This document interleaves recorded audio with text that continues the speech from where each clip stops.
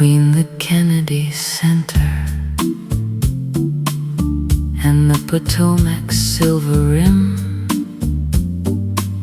The Watergate stands glass and concrete in the Capitol's evening hymn. Hotel apartments, offices, all dressed in elegant stone. Right beside the hall they built for Jack, while Richard held the throne. The couples walk the river path in Georgetown's amber glow.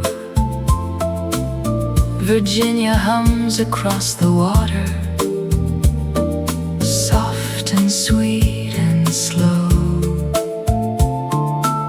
And nobody in the summer dusk could possibly foresee what's coming down the river quietly. Moon over the Potomac, so still, so white, so high. What do you make of Washington on an ordinary night?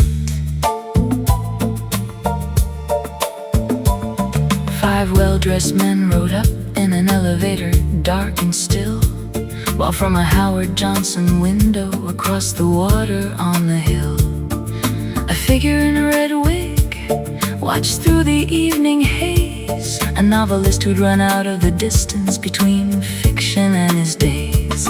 Frank Wills found a length of tape where tape had no right to be. He peeled it free, then reconsidered, found it retaped, and could see this wasn't maintenance or accident. He dialed and the law came in, and by morning there were 5 men in the Capitol's gray beacon, their pockets full of sequence bills, their address books run through, and E. Howard H. in ballpoint ink was the thread the unraveling knew.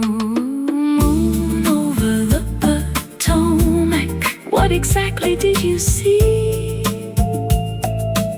in those hours between the witching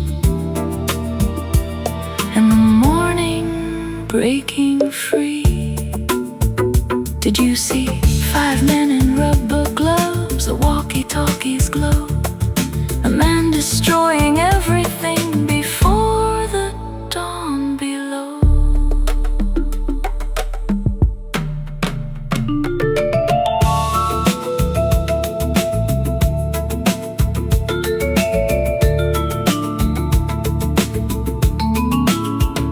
Two young men at the Washington Post couldn't let a story sit. They knocked on doors in the dark and followed every leaking bit. Bernstein writing, Woodward meeting, a voice in a parking garage low, who said the money, follow the money, that's the only way to go.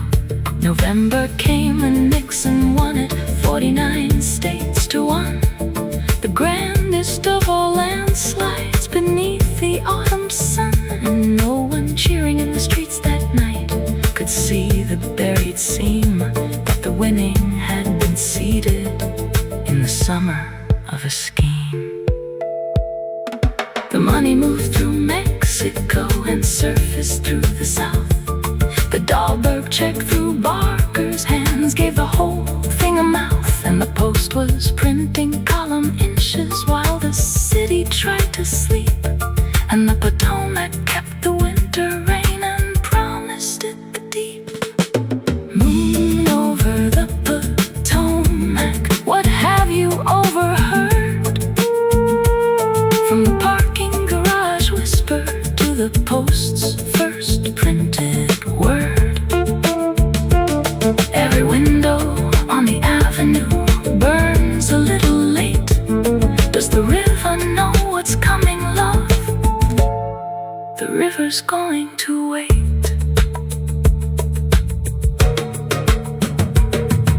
The Senate said its cameras up and turn the summer on.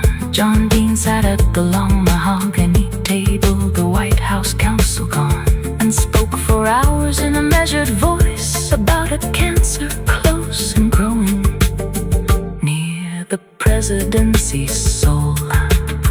And Sam Irvin noted every syllable, and the cameras rolled and rolled. Then Alexander Butterfield stood on an unremarkable afternoon and mentioned, almost incidentally, that the Oval, like the moon, had been recording everything that every room was caught. And the threat the Senate needed was the threat that Nixon brought. On a Saturday in October, Nixon reached the end of what he'd give. He ordered Archibald Cox dismissed and dared the law to live. Ruckelshaus refused before he'd do it, Richardson the same. And the Saturday night massacre was over, and the telegrams came.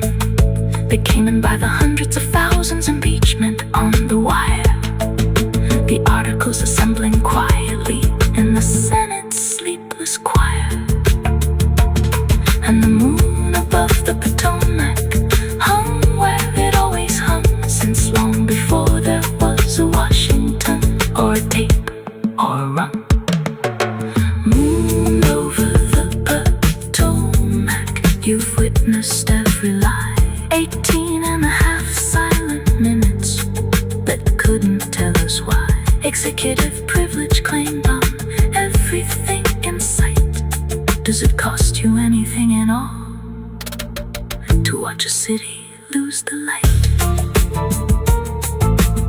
The court ruled unanimous. The tapes, Mr. President, the tapes. And the smoking gun unscrewed itself from a reel with no escapes. June the 23rd, 1972. Just 6 days after the break, and Nixon's own recorded voice.